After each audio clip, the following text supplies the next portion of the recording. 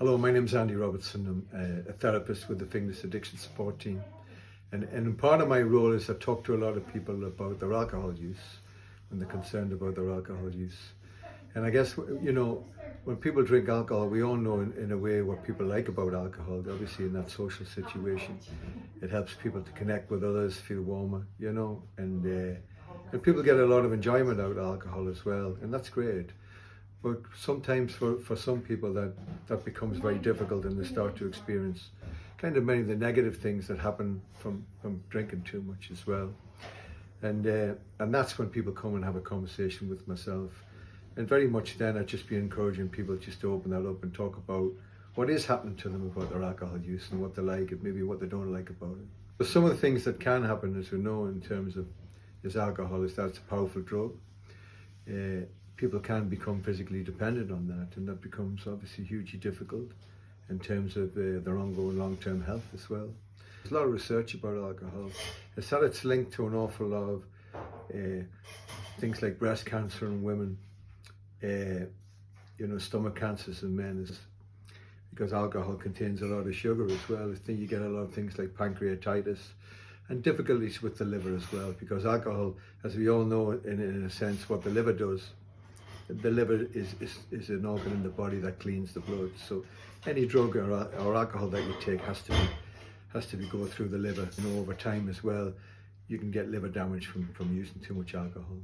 Effects. Sometimes people experience a lot of psychological problems with drinking. When you get that release of dopamine when you're drinking, that's fun bit. But after drinking, sometimes you get that sense of depletion, depression, sometimes some anxiety as well that comes from that. People already have a bit of a low mood, or they're carrying stuff that they find very difficult as well. Alcohol is one of them drugs that can tip people into a very self-destructive place as well. There's this really strong link between completed suicides and alcohol use. That's a very well proven link as well. So, which kind of shows the dangers in terms of how alcohol can both lower mood, but increase people's willingness to self-destruct almost in that complete way, and completing suicide. So another thing as well, if you're young and one of the main ways that you cope with life is just to go drinking, sometimes it can affect your ways of developing other healthy coping mechanisms in life. If alcohol is the only way that you learn how to cope with difficult periods or difficult experiences in your life. So that could become a lifelong ingrained habit for people.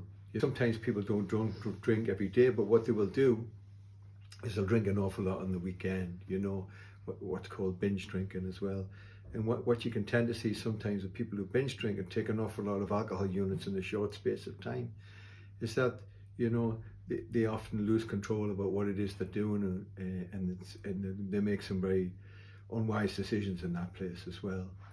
So that when they sober up and they come out of that place, that they have to deal with the effects of them decisions that they've made, which might be around conflict that they get into, could be around unsafe sex or pregnancy, and some of them risks that people take. Alcohol has that effect of sometimes getting people to behave in ways in which they otherwise wouldn't normally behave. Children who feel the effects of adults drinking as well. They say 1 in 6 children experience harm from someone else's drinking as well. There's an awful lot of alcohol use that goes with cocaine use as well. And it's worth noting and remembering this, that when if you're out and you mix them two drugs together, one thing that gets formed is a new substance called cocoethylene as well.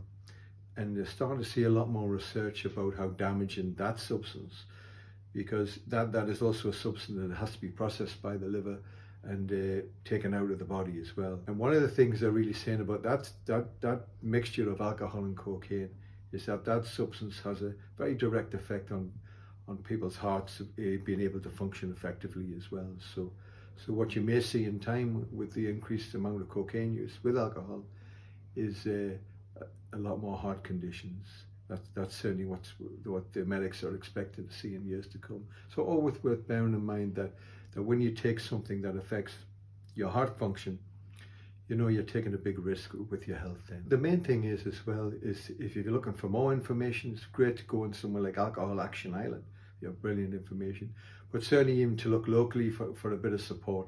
If you're concerned about your drinking, your cocaine use, or in any aspect of that, I would always encourage you to come to find somebody safe, confidential, and you're comfortable with to talk about it. Talk about your drinking, talk about the effects that it's having on you, and see perhaps in some ways if you can make some changes.